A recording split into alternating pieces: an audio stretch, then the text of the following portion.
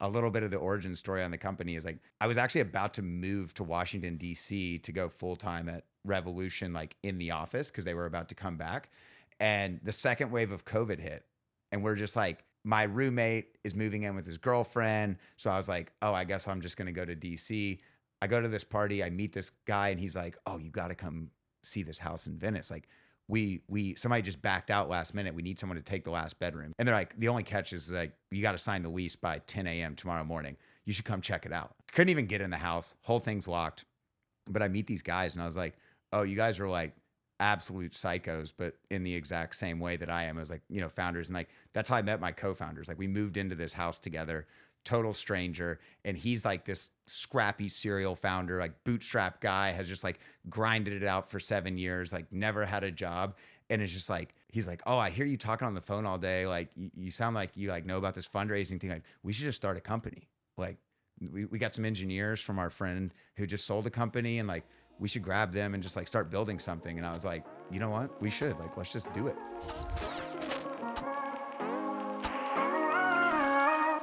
Andy Cloyd is the co-founder and CEO of Superfiliate, an e-commerce platform that helps brands supercharge word-of-mouth marketing through co-branded landing pages. Founded less than 2 years ago, the company closed over $3 million in funding. And is already working with some of the top e-commerce brands in the world, including Wtr and Dr. Squatch. In this episode, we cover Andy's real-time lessons from raising venture capital, what he learned from shifting his physical environment from LA to New York, and what's next for Superfiliate. Welcome back to episode 3 of Turning Pro. My name's Ben with my co-host Adrian.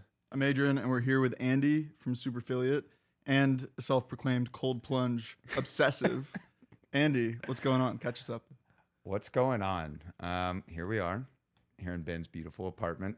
Came up here to talk about Superfiliate and all things life with you all. So we can start with just like, what the hell is Superfiliate? And Superfiliate, we automate the creation of co-branded landing pages for a brand's best customers and creators. So, there's affiliate links all over the internet. Historically, those are just tracking mechanisms that maybe end up paying somebody out at the back. And we wanted to think about, what if we could turn that experience of sharing a link into an actual shoppable experience that keeps that creator or customer or media property, in the loop on that shopping experience. So brands can feature products right next to the creators they're working with.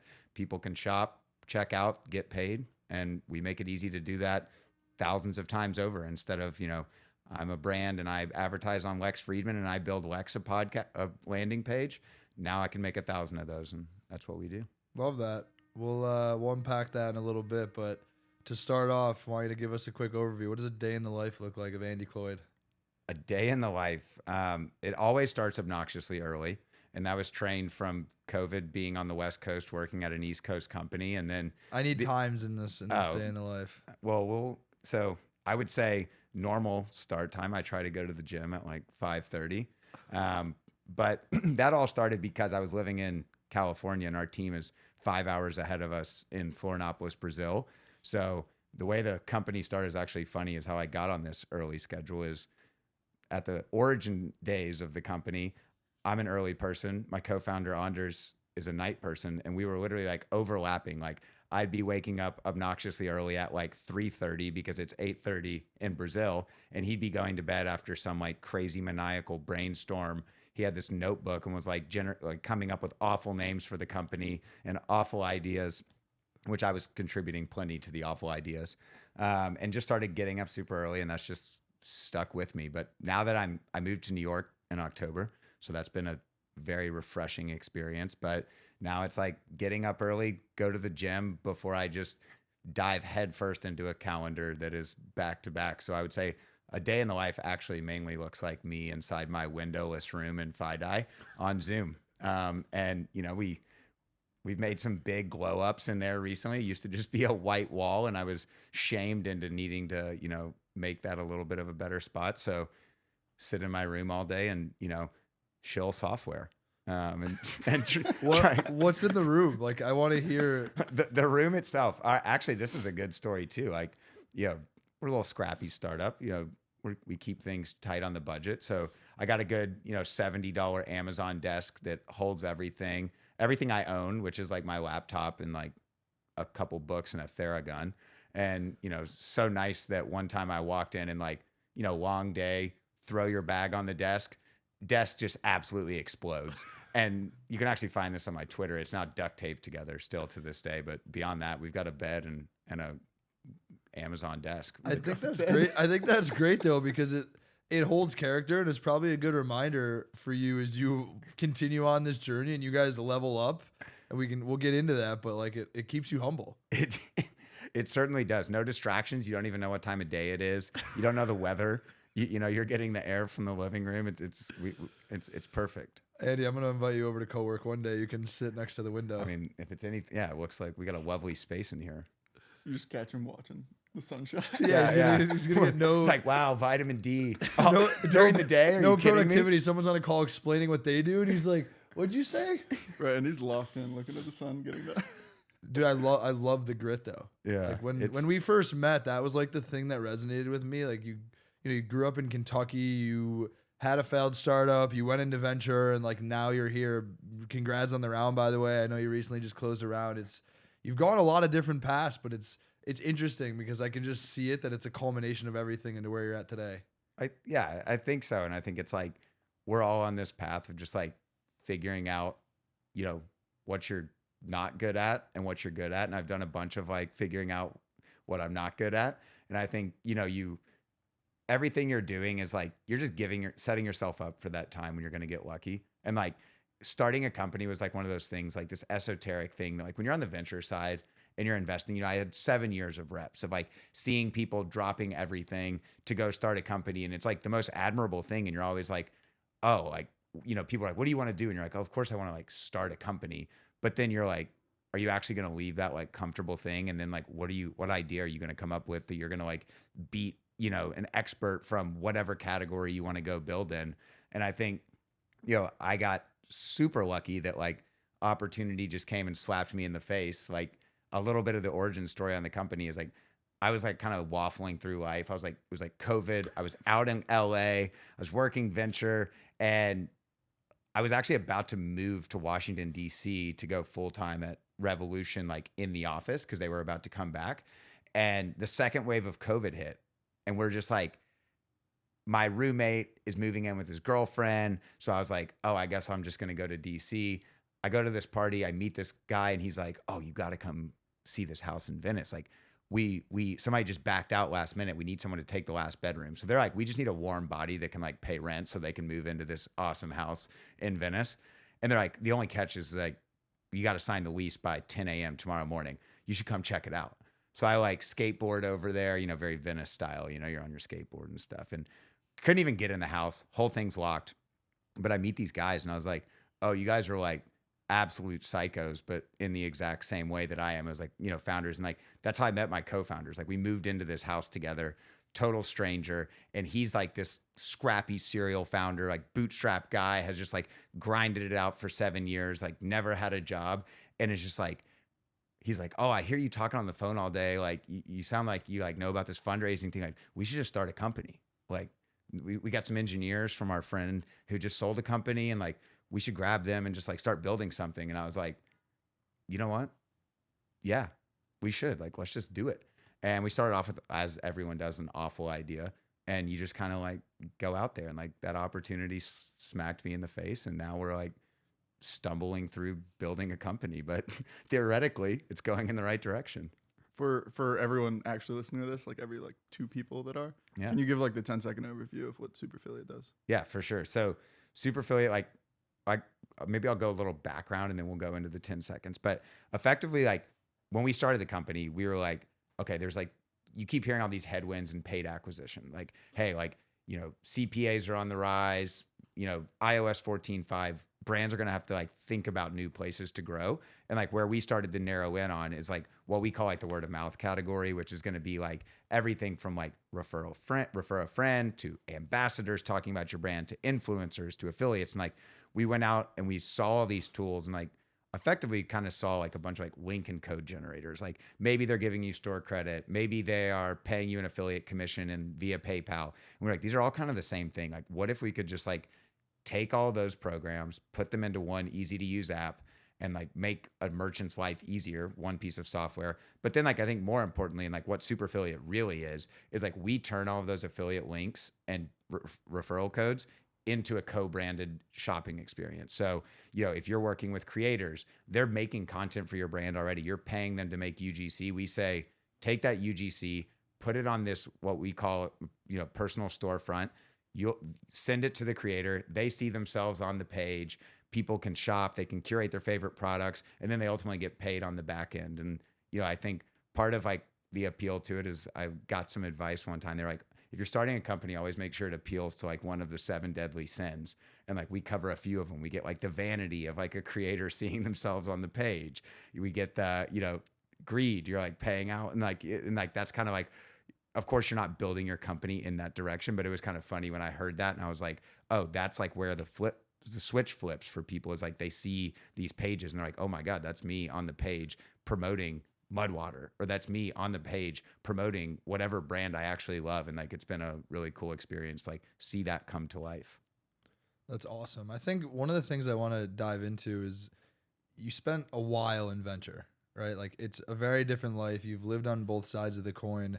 I would love to hear from you how like people in the venture world think about like founders, and then like your perception of like how founders think about people in venture. Because I've heard some like pretty controversial things, and I'm just like curious, as someone who's like lived on both sides of that coin, how you would compare and contrast the two.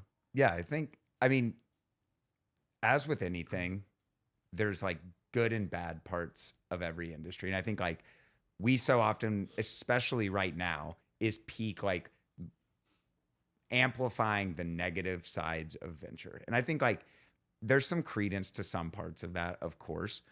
I think, what I saw in the venture side in my personal experience was, this opportunity to like be a young person that is like, frankly, like in rooms you shouldn't be in, and learning about things at such a level. And it's like the breadth of a day of like, 1 second you're hearing a pitch from like this person has been at Stripe for 8 years that's building something awesome in fintech. And then you switch to the next call and it's somebody that's building like a factoring product for truckers, and they've, owned a freight brokerage for 8 years. And then next is like a healthcare payments company. And like that breadth was so awesome. And I think like the people who are really great at venture are just that like lifelong learner, like intellectually curious, and just get fired up about that. I think like you've started to see a little bit of a shift towards like the mid to end of my time working full-time in venture, where like it kind of became the hot thing. And whenever something becomes the hot thing, that's going to attract a different crowd. And I think like now there's maybe, and then you like layer into that like Twitter personalities and like all these things. And I think that's changed the industry a lot. And you just throw a bunch of money in it. Like it's, the last 2 years are not representative, in my opinion, of like what venture was, nor what it will be in the future. And I think you have to like think about that when you're, looking at that. I think if you're going to talk about like the venture perspective of a founder, like the best people have the empathy. Like the best people see the founders as an individual. It's like, my best founder relationships on the venture side are now like some of my best friends. Like I know their kids' names. Like I could tell you what grades they're in. I know their wives' names. I've played pickleball with them in Columbia, Missouri. It's like you really do build that. And I think like that's the good side of it. And I think that's like what it should be. And they are aware of like the pain and the trials and tribulations of like being a founder. I think that was a huge part of what drives that, like, oh, I want to start a company, because like I knew when I was on that side of the table that there was like a level of empathy I couldn't tap into, because I couldn't look across from them and I couldn't say, hey, I know what it's like. It's like, Ben, like you're building right now, like, what it's like within the course of a day to think we are so onto something, like this is going to be huge, to jump on the next call and be like, I'm such an idiot for starting this company. Like, what are we doing? And you like I think venture is much more of like, the headspace of that is a much more, it's longer feedback loops. It's like, I still don't even know if I was good at venture. I'm 7 years in, like, you like the exits and stuff like that. Like the ones that really move the needle on a career are not 2 year things. They're not. So you'll probably things. Find out in the next, call it 2 to 4 years if you were exactly. good at venture. So like on episode 452, exactly. You're gonna be like, Andy, were you good? And I'll be like, God, I hope so. Yeah. But I think like, there's that element of like the best people have oftentimes done it because they're able to do that. And they're able to say like, dude, I know what it feels like to like close a deal, pick up the phone and lose your best customer, and like that is something that you really like have to tap into.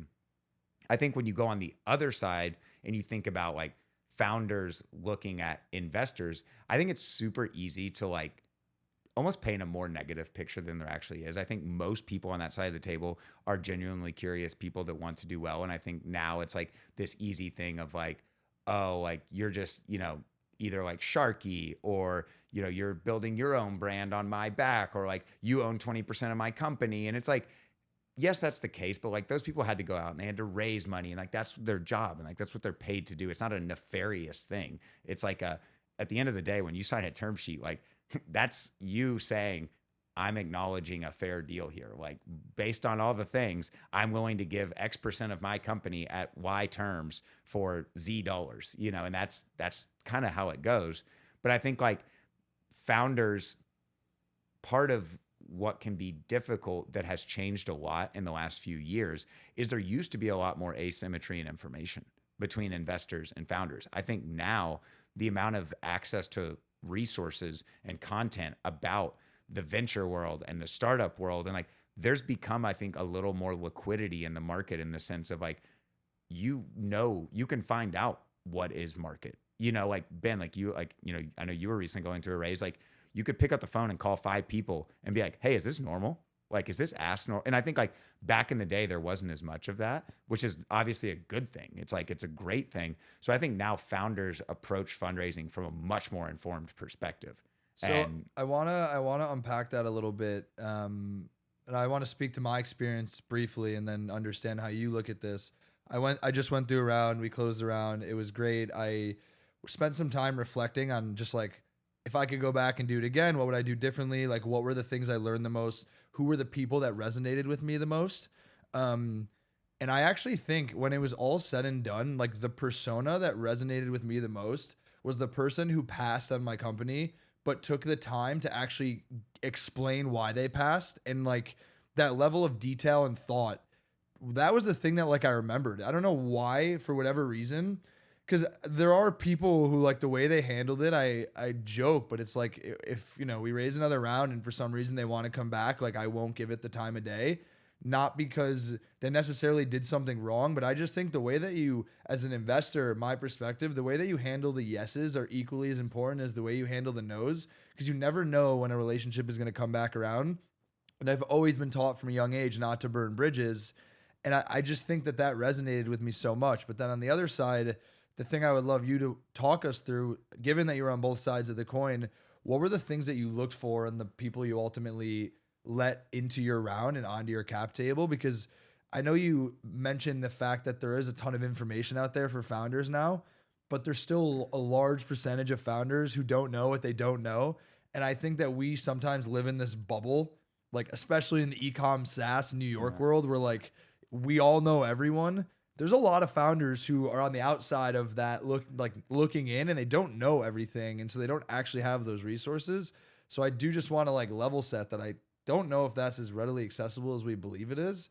But just to unpack this a little bit more, I want to hear from your perspective, like who are the people you pick and why? Yeah.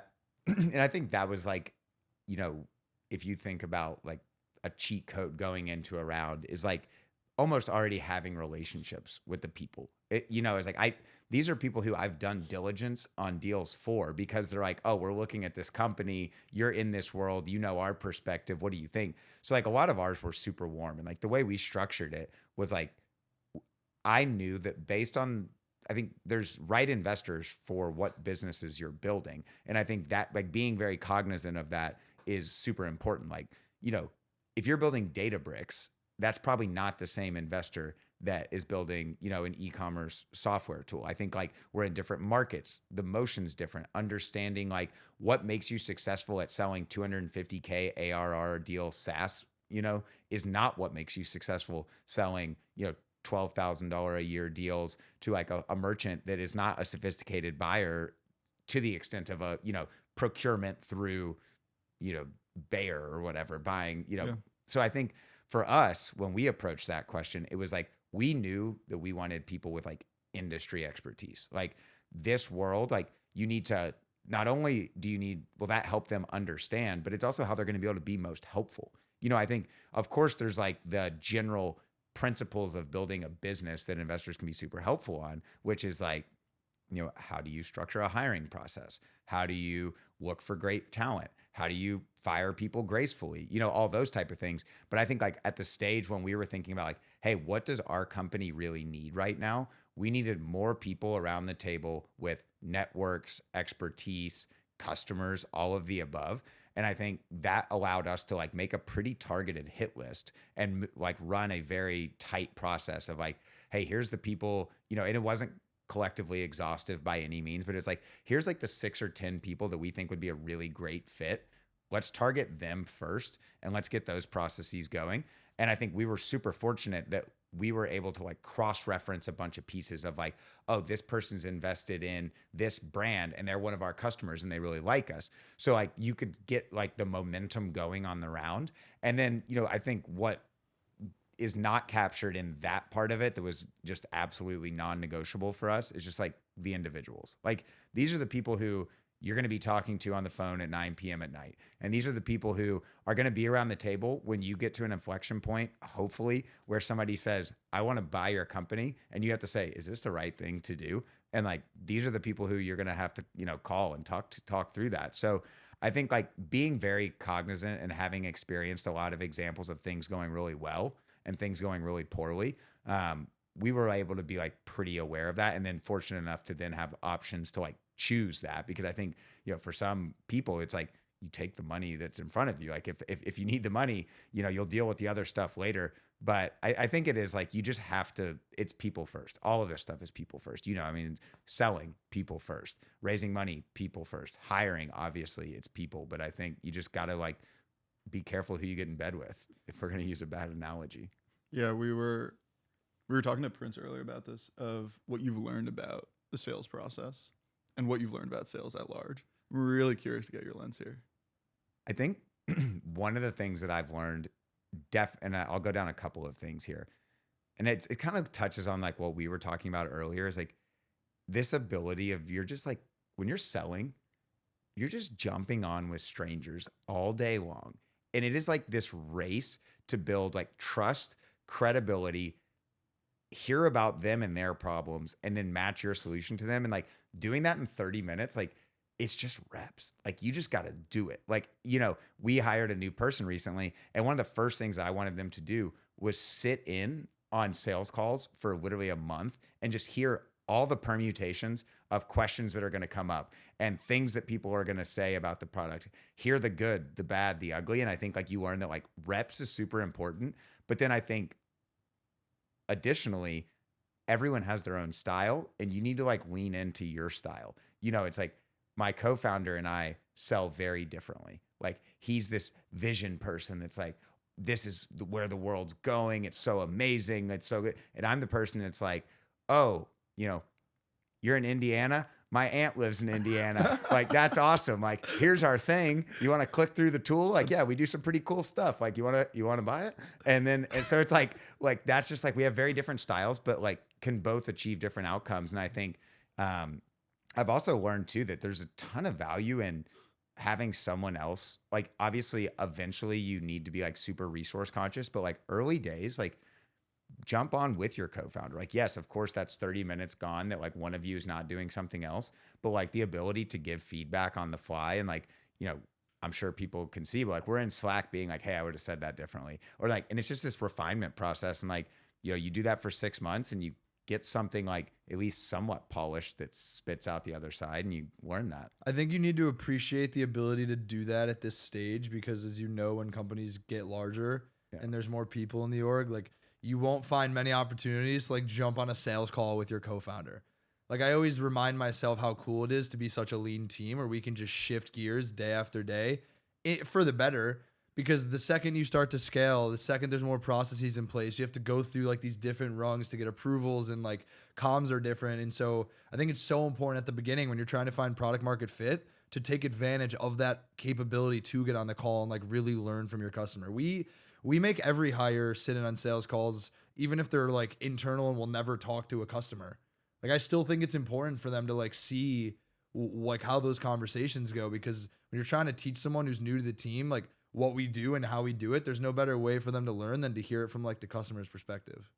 I think also lean team allows you to change positioning and messaging really quickly. As you're mentioning, like there's an angle here, an offer here, and you can really easily tweak it versus, I mean, even from like the content lens of over time, there are so many variations of copy and messaging that sometimes the first thing we do when we come in, I'm like, you're saying 20 different things across your LinkedIn. You're saying 50 different things across your email and site. It's like, it needs to be on point, but at the early stages, which is some like where you guys are at right now, you can keep tweaking until you find something, and then Go just ahead and lean audit in. us, because you'll get that exact conclusion. Oh, You're he saying already- 50 different things in 20 different places. You're He like, already yeah. gave it to me. Yeah, that's what First I'm gonna time we need. like met, he looked at my LinkedIn. He's like, dude, what are you doing? I was like, I don't know. Teach me. I was like, no, I mean on the product side. What are you doing? You're like, I still don't know. Yeah, Yeah. we're figuring it out. Selling the dream. I want to talk about life in New York. You mentioned like moving from LA, and I know you live with like a bunch of guys here as well. Similarly, first time what you were mentioning about Andy, first time we met, I was so impressed by like your speed and the pace at which you were executing. And every time we hang out, I don't think I've seen you like slowing down at all. If anything, you're ramping up. And so I think New York is conducive to that. But how are you also taking time to not like slow down and decompress? No, I I, don't- think, I don't know, I do protect- think it is slow yeah. down and decompress. Like, that is a fair way to put it. I think New York is such a hustle, go, go, go environment that sometimes you can get lost in it and forget to like disconnect and turn it off. Yeah. Yeah, I mean, I think to your point, like, I spent 3 years in Venice, California, 7 blocks from the beach. I saw the sunrise and the sunset from the beach like every day. I was like swimming in the ocean, and like that's amazing. And I have like my best friends in the world there. But there just got to this point where it's like the endless summer thing they say was starting to feel kind of like that. And I was like, frankly, I'm gonna do a little bit of like a how we got here into New York, and then I'll go into that. But it's like, I just have found in life that like whenever you just shake stuff up in the most crazy way, like that's when you reinflect that growth curve of like personal growth or professional growth. It's like, oh, you feel, like there's a natural flattening of the curve in whatever you're doing, and you just do something totally different and it just inflects again. It's like, investing, like, yeah, maybe I was getting marginally better. Maybe you start a company, boom, you're right back to like, oh, now I'm doing 12 things that I have no business doing and I'm totally unqualified, but we're going to figure it out. And I think like an opportunity like that came to move to New York, where my buddy was just like, we got an extra bedroom. You don't know any of the people, but I think you'll fit in. You should do it. And like on the call, I was just like, yeah, we'll figure it out. And then I think like coming to New York was a big part for me was that exact energy thing, is like, you kind of like play the game of the field that you're on sometimes. And I think you come here and it's just like, you wake up at 5:30 and it's like, oh, I'm behind. Like there's already people going. Like I see the people, I hear them. There's stuff going, whatever crazy stuff's going on outside my window or whatever. And you're just like, it's just intoxicating. And you run really hard. And I think like that has been amazing for us from a business perspective of just like kicking me into a gear, because I think like some people get that intrinsic motivation and some people get that extrinsic motivation.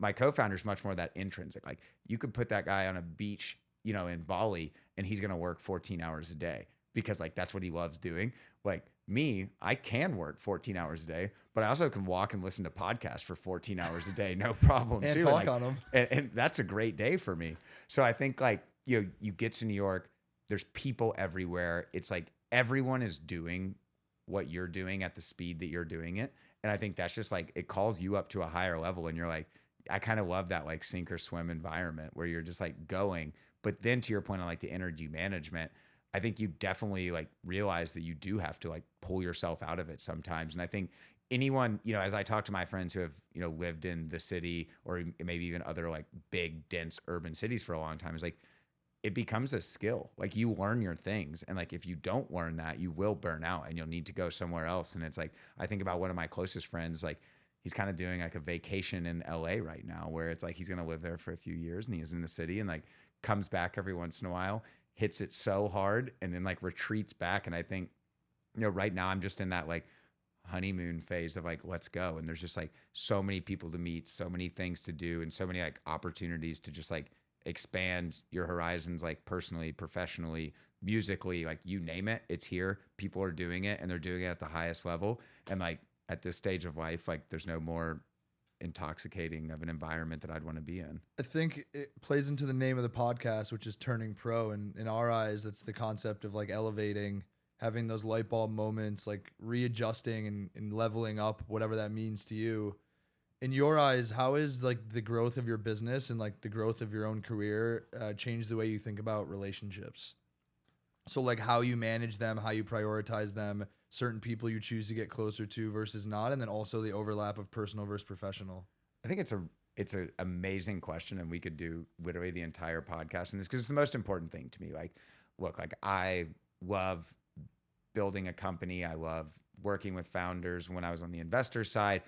But like at the end of the day, I'm like very much a people first thing or people first person. And like for me, that is everything, is like how you manage your relationships and like how you manage the people that are important to you. And I think like obviously there's a finite amount of time in the day. And like I think how I've managed it, maybe it's been because you can't like, separate these things entirely, but just growing up, I think there's a couple of components that have developed for me that have like allowed me to do that much better. One is like you just start to realize the type of people that you're drawn to and like for what reasons and like the type of people that you want to spend your time around, and your filter just gets stronger at saying, hey, you're an amazing, like this person's an amazing person, super talented. They're not like me in that way. And like, we can have a relationship, but that's not going to be like one of these ones that I'm going to like, push the boulder up the hill to like have a great relationship. That filter just gets stronger. And like, I think now it's like, I've just gotten more of a natural feel for you gravitate towards the people who are like you and that think like you, or maybe not even think like you, but are like approach life in a similar way. Hopefully many of those people don't think like you, because that's actually how you're really going to grow. But I think like as I've gotten older and gotten better at that, I found that like my circle has shrunk, definitely. But I've become totally okay with that because the depth of all the pieces and the components in that circle are 10x what they were. And like, frankly, so much deeper than I ever thought they could be, just because of like that level of thoughtfulness and attention. And I think, you also, having moved a lot, like I was in Philadelphia, and then I was in St. Louis, Missouri, and I was in LA, and now I'm here in New York. And I think you realize that like proximity is super important. And whenever you like remove proximity, I think you need to listen to like where the threads stay strong and where they don't. And once again, that doesn't make those relationships where the threads don't stay strong like less real or less important, but like lean into the ones that remain, and it's, yes, of course I talk to my co-founder every day, all day, every day. But then it's like, there's people in LA that, we're great friends and still talk every day. And then there's people where when I go back out to visit, it's like we didn't skip a beat, but we didn't communicate once in the interim, and that's okay. And I think you just naturally like let relationships distill down into like where they need to be. And then I think just to like put a cap on it all, I think it's like when you talk about the professional and the personal and like maybe the overlap of those things, I think there's room for all of the above. You just need to be really good at managing and like understanding the like ground rules of that relationship. Like my co-founder and I, we are best friends first and then co-founders. And like, we're able to set those things aside. And like, that's been really important for us. And like, that obviously is a muscle that's had to develop over time. But I mean, like, we lived together for 2 years building the company, there was no separation. And now this like physical separation has actually been good, because it's almost like there's more intentionality around, like, it's not like, are we engaging in a personal or professional ground? But it's it's more nuanced, but it is kind of that way. It's like you switch gears, like, how you doing? Yeah. Like, and I think that's been really awesome to see. Is there a specific moment that maybe happened when you had that light bulb switch go off about prioritizing quality over quantity? I think for me, that I wouldn't say it's a specific moment. I think it actually is those moves, really. And I think it's like, as I've seen, people who you would have thought would be your like, ride or die till the end, and you just kind of naturally spread apart and there's no animosity. But then you realize like the power of just investing in what's around you, of like people and relationships. And like, it is so incredible when you build that community, like whether it's 10 people or it's 2 people, you just feel that support mechanism. And I think like a manifestation of that is like when we lived in Los Angeles, it was like Friday night, we had this incredible tradition. It was like, we did Shabbat dinner. You didn't even invite, like you didn't even communicate or organize it. You just came together and like, yeah, sometimes it was 6 of us. Sometimes it was 25 people, but like, no matter what, it was just like that intrinsic, like default state of just like closeness was really amazing. And like, I think you definitely start to value those things as you see how important it is, especially in like you all, I'm sure you all are like me. There's probably 12 messages that you should respond to on your phone right now. And you like listen to the ones that you find yourself responding to right away. And the ones that, you know, sit in the back of your head and stress you out for 2 weeks and you still haven't responded. There's probably a reason, you know? Yeah. What was I'm curious about you moving cities a lot, because there's that, I forget who said it, I think it was Josh Wolf at Lux. It was like your happiness is dependent on like where you are, what you're doing, who you're around. And usually changing location like can significantly improve or hopefully put you on the right trajectory to improving your happiness. Was there like, had you just plateaued, or was it you were actually unhappy and you wanted to move somewhere else? I would actually say neither. Really? I would say it was just like, I was so, speaking to like the depth of relationships, I was so confident in the incredible like community and relationships that I had built in LA that moving to New York didn't feel as if it would be jeopardizing those at all. Now, of course, there were some like, you know, maybe like further out orbit, you know, tangential relationships that like obviously are not as strong as they were then. But like, I felt like I was moving from such a position of power of like, I wasn't running from something. I wasn't like, I was just seeking to expand. And I think like, I know that internally I'm someone who just like, show me the next challenge, or like, let's climb the next mountain. And I think like I saw like a next mountain and an opportunity, and you can't do that forever, obviously. But like at the time, you know, I was 28 years old, and it's like, I still got some mountains to climb. And like, and I think it also, it gives you a chance to build incredible new relationships. And like, you're going to, one day we're going to close our eyes and be 50 years old, and you're going to be like, hell yes, I'm so glad that I can go to any city in this country and know that I have somebody that's like a true awesome friend. And I think this was also a rekindling of a bunch of relationships. A lot of close friends that were here, and it was like leaning into those has been incredible. When did we meet? Over years ago, right? Venture for America. Yeah. It was Venture for America. Yeah. 4 years ago. At least. I think living in. I don't think Adrian still saved my number. I do literally for 4 years, I'd be like, yo, what's up? Who is this? I'm like, dude, we talked. Dude, did you forget? Sorry for the call. No, accountability is an important part of this podcast. You can continue if you want. Yeah, if you want no, to Be dig a little accountable. deeper. Just keep riffing. No, I think living in different places and being exposed to different cultures, to me, is such a huge indicator of how people can build new relationships and adapt in different environments. Like, I moved away from home when I was 15 years old, and I have never really like gone back ever since to like live there. Like, you know, I go home to visit my parents and whatever, but being able to have a breadth of experiences in different places, like your comparison of Kentucky to New York, like for me, that was living in Fort McMurray, Alberta, playing hockey, which you probably don't even know where that is. Yeah. And actually, you should pull out your phone and look on a map. It's actually like by the North Pole. I'm not even joking. It's like minus 40 degrees Wait, there. what were you doing there? Only time I've ever was seen playing- it's on a plane flying over, and I'm like on the flight map. No, and- actually, look, I was playing hockey. So before I played in college, I spent a year playing juniors in Alberta, and I went from like an affluent prep school to living in Western Canada with kids who grew up on farms and oil rigs. And like when I tell you that from the ability or from learning how to adapt in new environments, like that was the most impactful experience that I ever had. Like What'd you learn? the first couple of weeks, they hated me, I hated them. We had nothing in common. We had nothing to talk about. And then from there, it was just like figuring out how to adapt and like lean into the commonalities. And also just like it teaches you how to pull on certain qualitative elements of someone else and conversations and like what makes them tick and what do they care about, and like leaning into that. So it just like puts you in different environments. And so like for you to live in these different places, I think there's a lot of relevance there when like starting a company. Like you're used to change, you're used to uncomfortable situations, you're used to a little bit of adversity. And like for me, I'm not a venture investor, but like if I were a venture investor, I want to bet on people who've had a little bit of adversity so they know how to like go through these different challenges instead of like this path that's just so linear. Yeah. Andy moving from LA to New York is tough. No, but he was in Kentucky. He was in Alabama, He went too. to Fair. Alabama for school. He lived in Kentucky. Like I don't know if I know anyone else in New York who did Kentucky and Alabama who now lives in New York. True. That's a crazy combination. I think the idea of running from something versus coming from a steady foundation, like you coming from LA to New York, because I didn't know this, I feel like a lot of people in New York are running from something, whether relationship or a city or something they weren't comfortable with. And you can usually tell because you catch up with someone, they're like so hyped to move. Like, do you know anyone? They're like, no. And I'm like, do you talk to your friends at home? They're like, no.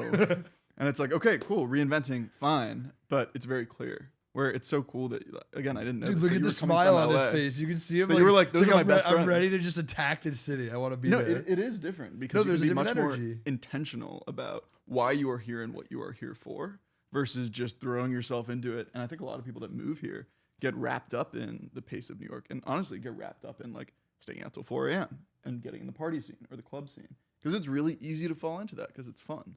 And coming here from like your foundation is so different because you can tell, man, the way you operate, the way you're attacking things is different. I want to learn a little bit more about your social life and maybe some activities away from work, like the things you like to do, and also how raising more money and hiring more people and taking on more responsibility has like directly impacted the decisions you're making when you're not in your windowless room staring at a Zoom screen all day. Yeah, I mean, this is so important to me because like I'm so like I'm person first, and then you have your jobs or whatever, and like I'm someone who just like I wear my heart on my sleeve. I'm very passionate about all the things that I'm passionate about, and I think like you think of that was a big part of moving to New York as well, as like music is like my thing. Like it is my passion in life, playing it, going to see it, whatever. And like moving to New York has been an incredible way to lean into that. I mean, like we are within a half-mile radius of like 4 world-renowned jazz bars where you can see like people that, most people would never know, but like they're world class. And I think like that was so cool. And moving to New York, so many of my friends here are very musical, and that's pushed me into like playing more, like performing live, renting studio space. And like, What do you play? guitar and bass. Hell yeah. And then I think like other things that I love, like I'm a diehard jam band fan. So it wouldn't be a podcast if I didn't get a plug for Goose, my favorite band these days. I literally don't know who that is. Yeah, nobody does. I'm not gonna act like I do either. Yeah, well, it's a jam band from Norwalk, Connecticut. What is a jam band? Just like Spacey, Fish, Grateful Dead. Okay. You can go see. How does one find So this is actually a great. find them? Actually, I just today got a. Like I don't think I'm going on my like USA Top 100 Spotify playlist and like that's They on the played top. Jimmy Fallon. So they actually played a show. Jimmy Fallon came out and played with them a few weeks ago in New York at Portchester. Jam band just unstructured. And you were there. Unstructured. You were for sure there. I was there the next night. I missed the Oh, so Jimmy you're a Fallon fake fan, night. kind of. Dude, it was 5-night run. It was tough to lock them down. But yeah, they're an amazing band. Everybody should check them out. They've like gotten big. But I found them when I was in St. Louis, Missouri, opening for another band. Because like in St. New York, it's like you're on StubHub. Like, do I want to spend $200 on this aftermarket ticket that's sold out in 10 seconds?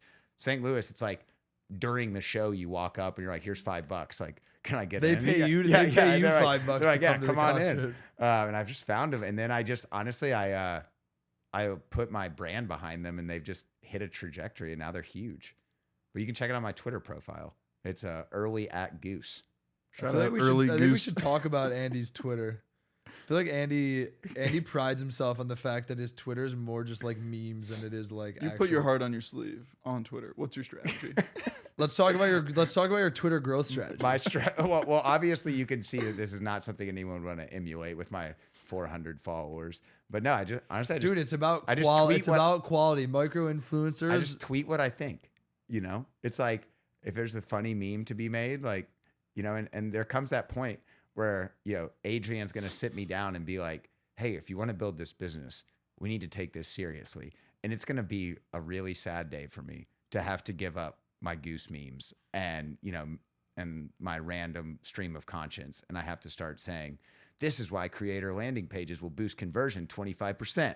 But that day will come. I think And you could. Adrian's gonna usher me into that. I think you It's, could it's do. I gonna think be you a could do slow both. onboard. You can go anon and talk about. I do want to say though. Schmandy Cloyd. Who is that? Who is that? Who Twitter? could that be? But I think those posts will convert better when people know that the other side of Andy still exists. Yeah. So one of the things we were talking about a lot in previous episodes was the concept of just authenticity, Yeah. right? Like one of the topics was talking about like putting your face as a founder on a lot of the advertising you do as a brand. It's maybe not necessarily applicable for like your business or mine, but it's more that like your personality is infectious, and I'm sure you close a lot of deals because people. I guarantee there's a customer who's probably like, I don't even know if I need this or like if this is the thing that's gonna help my business, but this guy's awesome and like I want to work with him. And so I don't actually want you to remove that full side of yourself on Twitter when you start. It's not going. It won't go anywhere fully. Actually, a good story. We were closing this one deal, and like Anders knows that like there's always some like there's gonna be some random thing that comes up that I connect with someone on, and I just sniff out that this guy's a jam band fan, and by the end of the call, I'm literally like pulling this 1981 Grateful Dead tour shirt out, and I'm pointing out tour dates on the shirt, and he's like, "Yep, Ithaca, I was there. Yep." Port Chester, I was there. Hell of a show. Saratoga, one of the best. And we're literally going down the line. And like afterwards, after the call, he's like sending me YouTube videos. Like, here's me and my wife at this show. We're 27 minutes in, 41 seconds. You see us right there. Yep, that's us. And I was just like, Andre's like, dude, what is going on? Like, what just happened? Did we close it? Like, did they say yes? I don't even know. But like, You had that Velvet Underground album right behind you. Oh, right? yeah. Adrian called out one of my, because I told you I needed to do some decorations in my room. I got So I was like, okay, I need to I'll put some vinyls back there. So maybe it'll be like a conversation starter. But of course, my taste in music, Adrian's actually the first to ever We comment. have overlap. We got overlap? Yeah, we got to do a full session. We're going to do a little Spotify playlist swap here.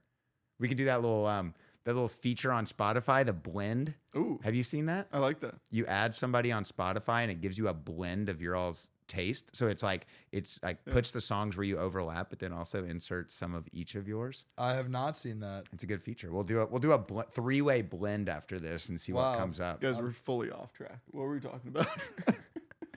Just having fun, I guess. Cutting the phone. No, we were talking about the authenticity piece. Oh, authenticity. But that's component. like Yeah. this is what I'm saying though. Talk about the authenticity piece. He's just so genuine and honest. We're talking about like the vinyls in his room because that's what he cares about. It works. Yeah. No, but we can get we'll get back back. on I'm track. not forcing us to get back on track. It's No, just- take the lead. all right. Cool. We can make a misdirection. We cut.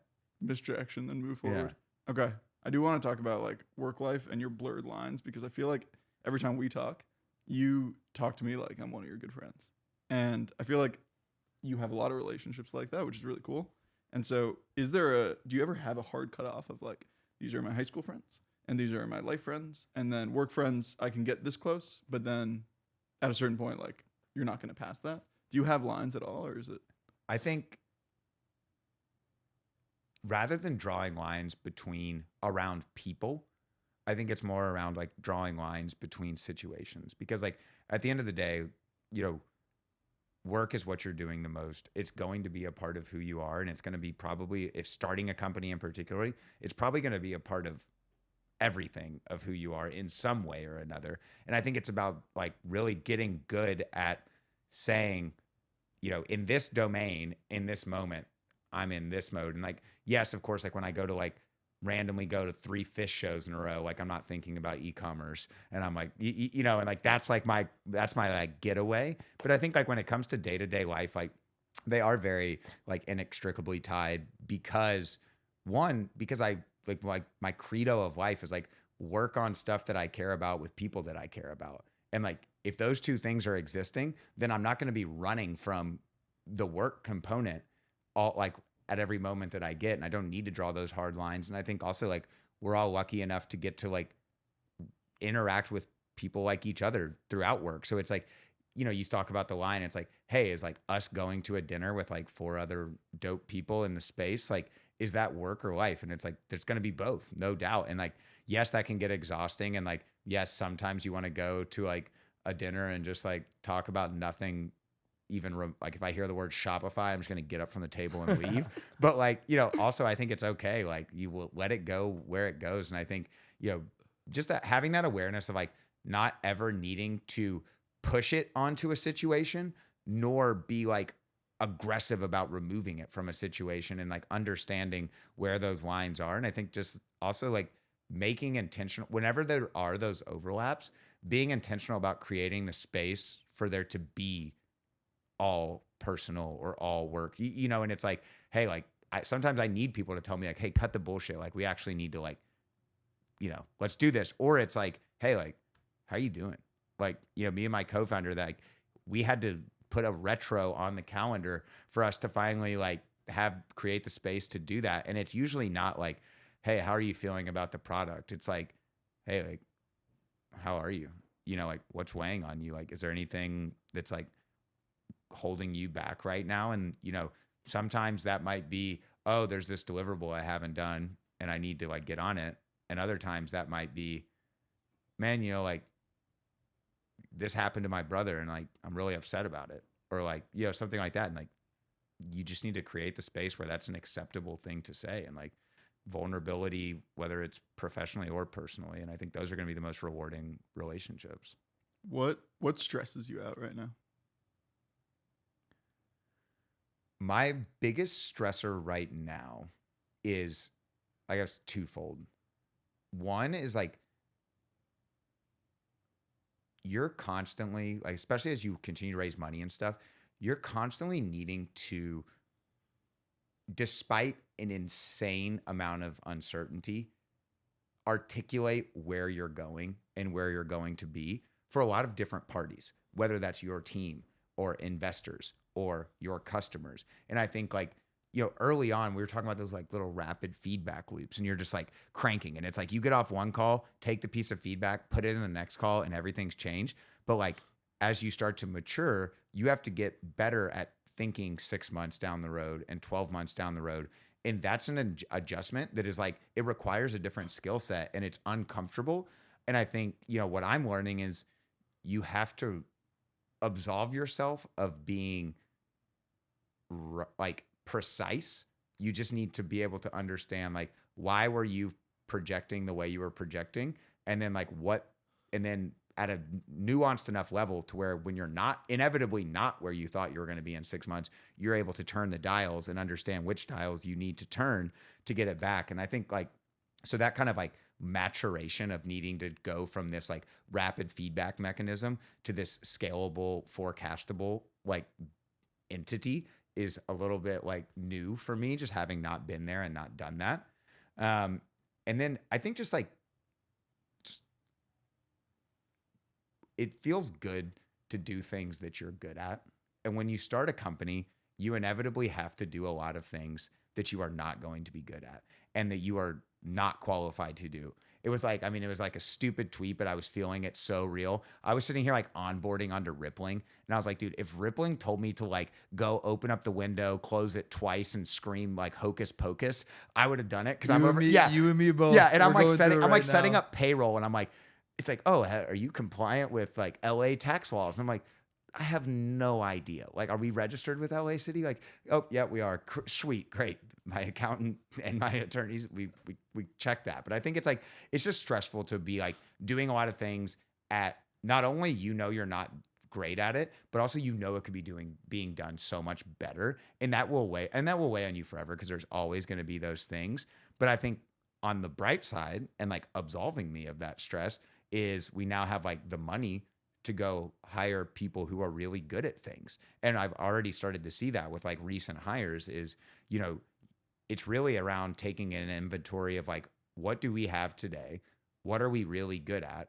What do we need to be better at? And then can we go either get better at those things with the resources that we have, or bring in an external resource that is like taking you to a level of mastery at those. And that's super exciting. And I think like it's stressful to think about finding the right people to do that, but it's less stressful than just being in this perpetual world of like scrambling and, you know, internal underperformance, and that like voice in your head that's like, you're worthless, like you're doing everything terribly. Yeah, no, I can relate to that. We just made a hire recently whose job was literally to replicate my technical co-founder's job, to allow him to like remove himself from the weeds and like think bigger. And after the first week, he was like, I can't even put into words. This is like the best thing that's happened to me within this business in the last year and a half. So I think the opportunity to delegate, as long as you do it effectively, is like the best thing in the world. But I do want to shift gears a little bit because I just think we have to. I want to talk about the Shopify ecosystem a little bit because I know he's in and out of it just by nature of what you do, but we eat, breathe, and sleep this ecosystem and have talked about it plenty. So wanna unpack it a little bit and kind of get your perspective on what you've seen lately and kind of where you think things are headed. Leave it open ended to kind of take in whatever direction you want. Very open ended. I think like generally from a macro perspective, we're obviously in a very uncertain time right now. Like not only like economically, but I think like it's not just about the snapshot of moment in time of where we are, but I think it's about like where we're coming out of. And we're coming out of this like crazed zero interest rate stimulus, venture dollars flying around. And I think like the belt is tightening across the board. And this is not Shopify specific, but Shopify will, this ecosystem will feel it for sure in the sense of like, brands and companies will have less capital available. I think like there's been a much more like sobering perspective on the like, this is hard. Like operating a brand is really hard. Like you can't just like get really good at paid ads and have a decent product and scale to $30 million anymore. Like you got to absolutely scrap for every bit of ground that you can grab. And I think like that is going to, there will inevitably be some brands that won't make it and some brands that will need to be like built differently. Same on the software side. Like we experience this every day. It's like, you hear about brands, companies that raised a ton of money and now they had to lay off half their team. And like that is a very real part of this ecosystem. I think, as it gets more challenging for brands, that inevitably is going to get more challenging for the people who are supporting brands. And I think there's going to be like more of a hard push on like operating efficiently and like actually creating tangible value and like being able to put dollars and cents to like what you're doing. And I think that's, if that, we'll put that in like one on like maybe macro stuff. Then I think you look at like in our ecosystem specifically, and I think you all are doing an incredible job of this, is there's a lot of people who built features that fundraised like platforms. And now you're going to see a ton of consolidation because you're going to realize like what actually is the incremental value of like the best tool versus a tool that gets the job done.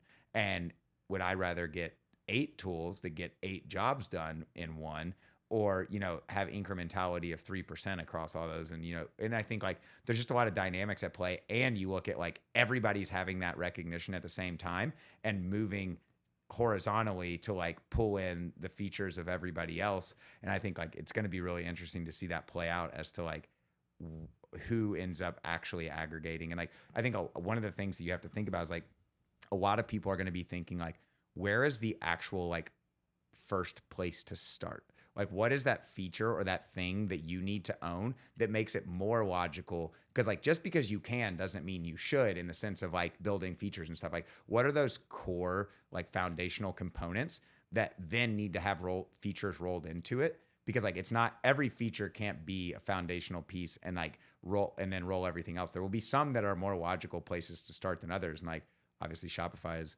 very lucky that, they are the platform. We started at the base on top of Shopify, right, which is the theme, right? Like the reason that we started with a theme product is because when you're at the base level infrastructure, with every day that goes by that a brand is on top of you, switching costs become higher for them to move off of you because they're adding more continuously to your product. On the flip side, you have to ensure that you make that transition process over to your product as seamless as possible to be able to combat like the reason you think you will have really high retention. But to the point you made around like the features and the consolidation, I think one of the insights that we had is the varying degrees of level of sophistication of merchants, where we realized that with a lot of different features and a lot of different apps, there's a huge drop off in terms of like diminishing returns after like a certain threshold. Like an example for you would just be like a feature where if it does the core functionality, merchants don't care about that like extra 15% of like all the AI that you put into it to like auto populate what your customer needed. And for that reason, you guys raised $7 extra million and you charge 3 times as much.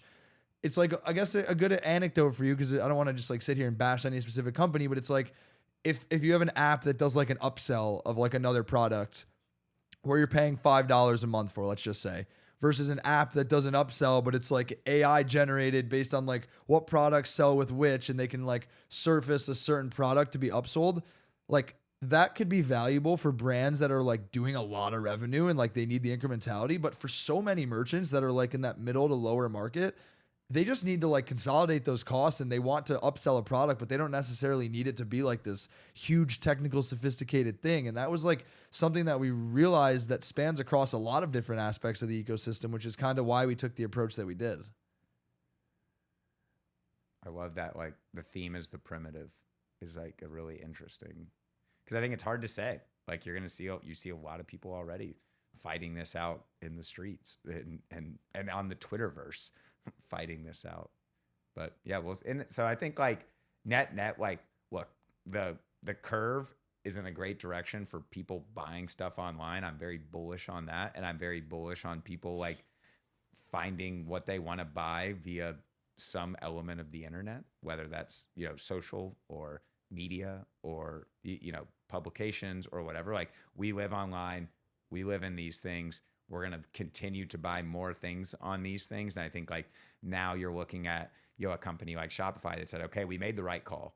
And we said, that's where things are going. Now you look at their market cap, but they have to extract more value out of the ecosystem that they've created. And like, that will be an interesting thing to watch play out as well. Is like, you have a company that had a market cap that was several multiples of what it is now, and it needs to get back there. And like, the only way to get back there is to grow. And I think, and to grow faster than the overall, like you can't grow at like GDP +1. You have to grow, in the public markets at 30, 40, high percentage. And I think part of that for them is going to be aggregating value that they've created in the ecosystem. And that will probably put some pressure on some of people's companies like your and I's. And it'll be interesting to see like where they prioritize and what happens there. What's next for Superfiliate? What's next for Superfiliate? So, I mean, right now, like we're in a stage where we have the money that we need to operate for several years. And it's really, back to that point of thinking about getting better at, looking forward 6, 12, 18, 24 months. For us, it's getting great people. Like everything, like this company, like we are where we are because of the people on the team, full stop. Like we got so fortunate to like early on find incredible engineers that have been able to go out and help us find more incredible engineers, product managers, designers. Now we have to build out the go-to-market side. Like Anders and I have been able to be successful, like DMing people on Twitter and having, people like Adrian be like, you should talk to this brand. But like, unfortunately that doesn't scale to, hey, the model says we need to have, X leads this month or X customers close. Like that's going to be hard to scale Andy DMing on Twitter. So now it's really thinking like, how do we bring in the people who can help us like start to go fast and build like a scalable machine that can take inputs and create predictable outputs. And I think that's going to be like a really interesting phase of the business for us. And, we're super excited about where the product is, the feedback that we're getting. And now we're having to figure out how do we get more eyeballs on it and get it in more people's hands to tell more stories to then thus compound that into getting it into more people's hands. How do you think about the authenticity that we've been talking about? Something that's so powerful about, like, I think why you've raised as quickly as you can, the investors that you have, the partners that you have, the customers that you have. A big part is the authenticity of you and Anders, right? And so how do you scale that? Or how do you try to keep that authenticity? Not just like Andy and Anders being on calls, but how do you scale that so that your 10th SDR in 3 years from now has that same authenticity?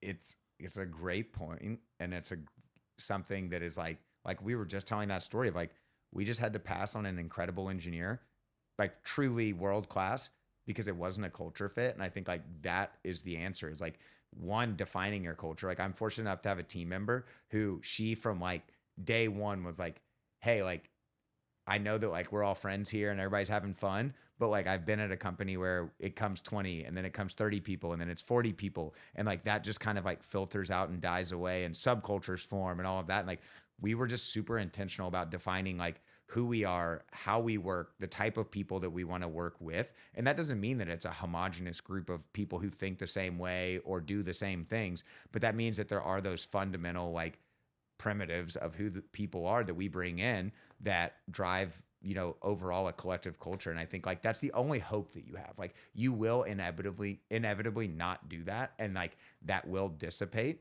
But I think, you know, you just have to be rigorous. And I think a large part of like finding the right people, and like it's so intoxicating in recruiting to say yes to the first good person that comes your way, because you're like, okay, I can either be done with this search and go back to work and bring on, like you get like both of these values of like you're done looking and you get started on the process of bringing on somebody who's going to objectively make your life easier theoretically.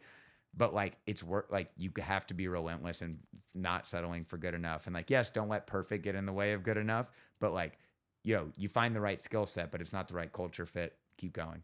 Like, you know, that person could be great, toss the stone back in and go find another, because that is what will end up making that 10th SDR totally, you know, maybe and I don't want to say toxic, like, but just not conducive and not additive to the culture. And like thinking about, you know, every time a company doubles, the culture changes entirely. That's kind of like the trope. And I think like we're thinking about that super seriously. And part of it too is like treating people like people. Like let, you know, get the right people in and then let who they are flourish. And like that authenticity is felt, like make it a safe space for people to like share what they like to do, or like, and make sure that you facilitate that. And that's super important to us as well. Awesome. Well, I think that's a good place to end it here. I appreciate you jumping on. Do you want to maybe let people know where they can find you and what you're working on? Thank you all so much for having me first. You can find us at superfiliate.com. You can find me on Twitter at Andy Cloyd, or you can find me on, I don't even, what other platforms do people use? Cold Plunge, Wall Street. Yeah, you can also find me in the Cold Plunge, but I won't tell you at what location, because we can't, you know, I don't want, it's already getting crowded down there. Awesome, down man. there alluded to it. Appreciate at it. Dumbo Equinox. That wraps. We're wrapped before that. We appreciate you coming on, Andy. It's been a pleasure. You want to maybe just let the people know where they can find you? Of course. Yeah, you can find us at superfiliate.com if you want to learn more. You can find me on Twitter at Andy Cloyd. Shoot me a DM, or you can find me on Instagram at AS Cloyd for more unhinged goose content. Unhinged goose content. That's what we're here for. Yep. Awesome. Thank you. Thank you all.